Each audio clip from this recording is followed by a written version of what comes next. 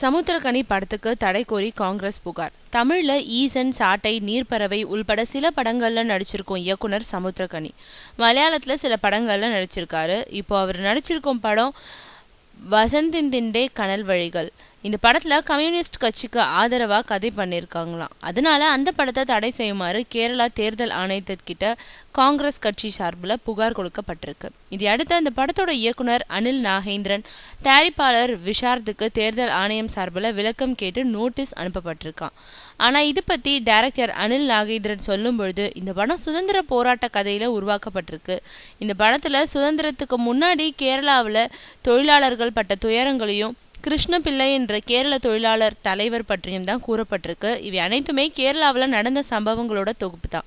அதனால தேர்தலை முன் வச்சு படத்தை தடை செய்ய வேண்டிய அவசியம் இல்லைன்னு விளக்கம் கொடுத்துருக்காங்க. இதையடுத்து படத்தை தடை செய்யறதா வேண்டாமான்றது பற்றி ஆலோசனை நடத்தப்பட்டு வருது.